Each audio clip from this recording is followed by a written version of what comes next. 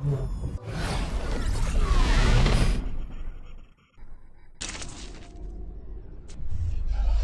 یہاں ایک سوال پیدا ہوتا ہے کہ ہم بھی اللہ کو پکارتے ہیں، دعا مانگتے ہیں، لیکن ہماری دعائیں تو ایسے پوری نہیں ہوتی.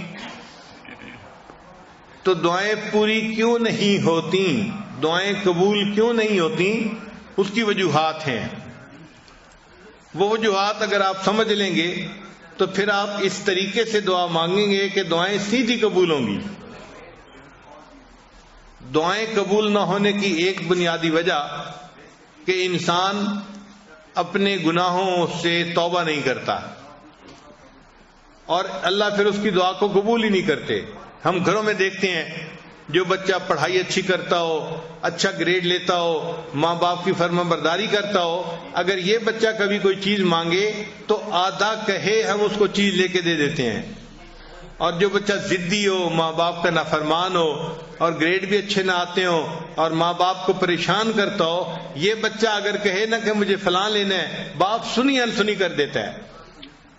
اسی طرح جو بندہ اللہ کے نافرمانیاں کرتا ہے، اللہ اس کی سنی انسنی فرما دیتے ہیں. تو پہلی وجہ دعائیں قبول نہ ہونے کی اپنے گناہ ہیں.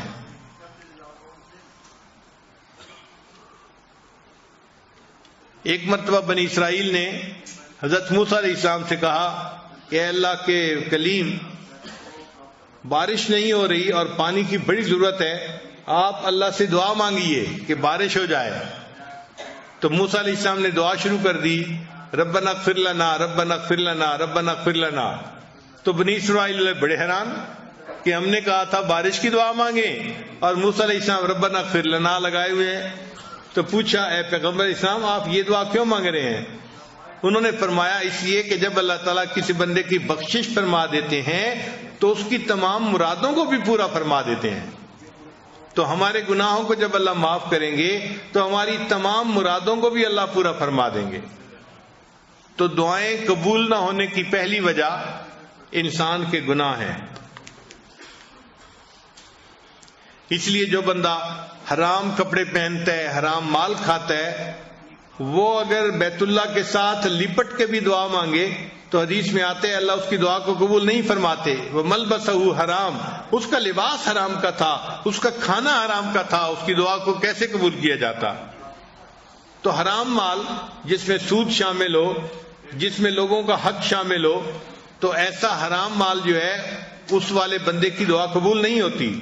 تو ہمیں چاہیے کہ ہم حلال کا اہتمام کریں تاکہ ہمارے اٹھے ہوئے ہاتھوں کو اللہ قبول فرما لے.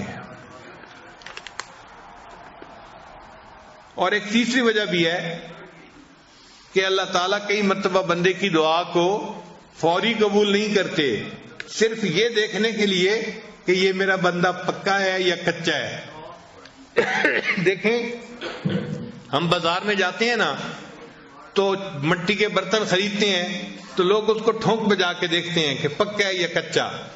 بتائیں کہ چند کو آچے کا برتن ہے، اس کو بھی دیکھ رہے ہیں پکا ہے یا کچا. تو اللہ نے بندے کو اپنی جنتیں عطا فرمانی ہوتی ہیں، اللہ بھی بندے کو دیکھتے ہیں کہ بندہ پکا ہے یا کچا. تو اگر ایک دفعہ دعا مانگی قبول نہیں ہوئی تو پھر مانگے، قبول نہیں ہوئی تو پھر مانگے. ہم اپنے گھر میں نہیں دیکھتے، چھوٹا بچہ ماں سے کوئی چیز مانگتا ہے تو شروع میں ماں کہہ دیتی ہے میں نے نہیں دینی، تو وہ چپ نہیں ہو جاتا، وہ پھر امی کا جو ہے وہ دامن پکڑ لیتا ہے اور رونا دھونا شروع کر دیتا ہے. اس کو احساس نہیں ہوتا کہ میرے دائیں کون ہے، بائیں کون ہے، کون دیکھ رہا ہے، کون سن رہا ہے. وہ سب سے بے نیاز ہو کے بس اپنی امی کے لپٹ جاتا ہے اور مانگ رہا ہے، امی دے دیجئے دے دیجئے دے دیجئے. وہی ماں جس نے تھوڑی دیر پہلے نہ کی تھی پھر اس بچے کو بالآخر کہتی ہے کہ اچھا رو نہیں، میں تمہیں دے دیتی ہوں. تو جس طرح بچہ رونا دھونا کرتا ہے ماں فیصلہ بدل دیتی ہے، بندہ جب اللہ کے دربار پہ آ کے رونا دھونا کرتا ہے اللہ تعالیٰ بھی اپنے فیصلے کو بدل دیتے ہیں اور بندے کی دعا کو قبول فرما لیتے ہیں. کئی دفعہ دعا مانگتے ہوئے انسان کو دعا مانگنے کا سلیقہ نہیں آتا ہوتا. ہم دعا ایسے مانگتے ہیں جیسے کسی کو کام ذمہ لگا رہے ہوتے ہیں. صبح صبح افسر آتے ہیں نا دفتر میں تو وہ کام ذمہ لگاتے ہیں. انجینئر کو کہتے ہیں آپ یہ کر لینا, سپروائزر کو کہتے ہیں یہ کر لینا, اکاؤنٹس والے کو کہتے ہیں کہ اس کام کو دیکھ لینا, سیکورٹی والے کو کہتے ہیں تم اس کام کو دیکھ لینا. وہ کام ذمہ لگا رہا ہوتا ہے. ہم بھی دعائیں اسی طرح مانگتے ہیں جیسے اللہ کے ذمہ لگا رہے ہیں کام. یا اللہ میری بیٹی کو رشتہ مل جائے, بیٹے کو جاب مل جائے, میری بیوی کی بیماری درست ہو جائے. ہم اللہ کو کام ذمہ لگا رہے ہوتے ہیں, اس کو دعا نہیں کہتے. تو اللہ کو کام نہ بتائیں, کام ذمہ نہ لگائیں. اللہ تعالیٰ کائنات کے مالک ہیں, ان کے سامنے عاجزی سے مانگنا پڑتا ہے, اور عاجزی سے مانگنا ایک ڈیفرنٹ چیز ہے.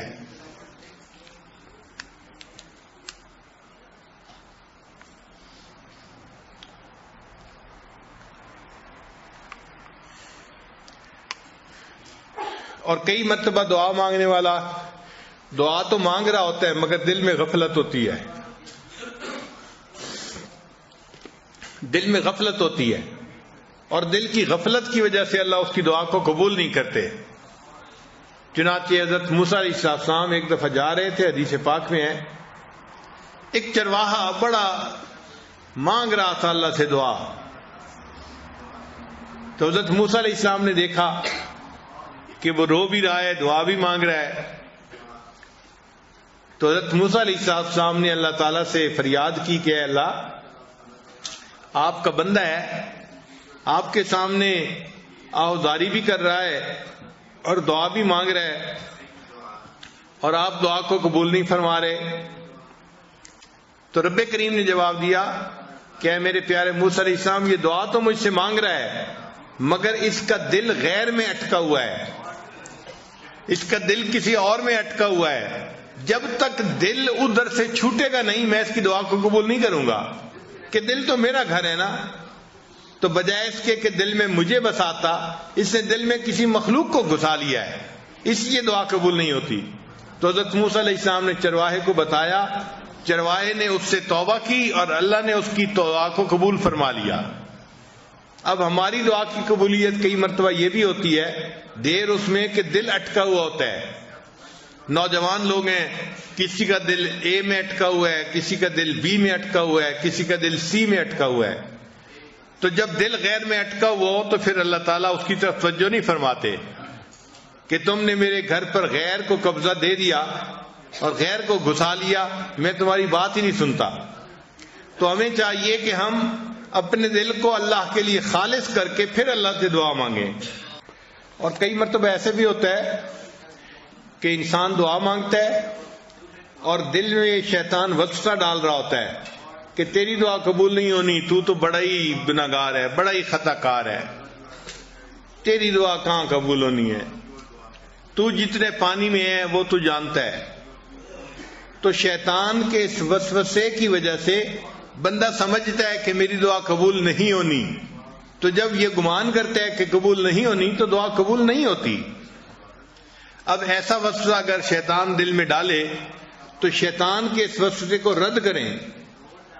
شیطان دل میں ڈالے گا تیری دعا قبول نہیں ہوگی, آپ اپنے دل کو سمجھائیں کہ آج کی رات جس مجمع میں آپ پہنچا ہوں یہاں تو میری دعا ضرور قبول ہوگی, ضرور یہ جواب دیں آگے سے. آپ غور کریں کہ اللہ نے شیطان کی دعا کو قبول کر لیا تھا جبکہ شیطان نے سجدہ نہیں کیا تھا. اور یہاں جتنے لوگ بیٹھے ہیں یہ تو عشاء اور تراویح کے کتنے سجدے کر چکے ہیں. اتنے سجدے کرنے کے بعد اگر یہ دعا مانگیں گے تو ان کی دعا کیوں نہیں قبول ہوگی؟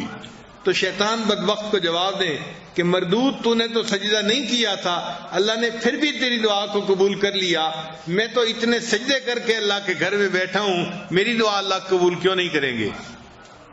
اور اس کو پھر یہ بھی جواب دیں کہ دیکھیں اللہ نے تو تمہیں اپنے دربار سے دھتکار دیا تھا, فخرج منہا, نکل جا یہاں سے, تو تجھے تو گھر سے نکال دیا تھا, پھر اللہ نے تیری دعا کو قبول کر لیا, اور مجھے تو اللہ نے گھر سے نکال کے اپنے گھر میں پہنچا دیا ہے, میں تو اللہ کے گھر میں بیٹھا ہوا ہوں, تو گھر میں بیٹھے کی دعا اللہ کیوں نہیں قبول فرمائیں گے؟ تو اس لیے شیطان اگر یہ وسوسہ ڈالے تو اس کو جواب دیں کہ بدبخت تیری دعا قبول ہو گئی تھی تو میری یقیناً قبول ہوگی. میں تو کلمہ پڑھنے والا ہوں, میں تو اللہ سے محبت کرتا ہوں, مان لیا کہ میرا نفس جو ہے مکار ہے اور تو میرے نفس کو گناہوں پہ ابھار دیتا ہے اور میں گناہ کرتا ہوں, لیکن میں اس پر نادم ہوں, شرمندہ ہوں, اس لیے تو میں اللہ سے معافی مانگنے کے لیے آیا بیٹھا ہوں. تو اللہ تعالیٰ کسی بندے کی دعا کو رد نہیں فرمائیں گے, یقیناً دعاؤں کو اللہ قبول کرے گا. اللہ اکبر لا الہ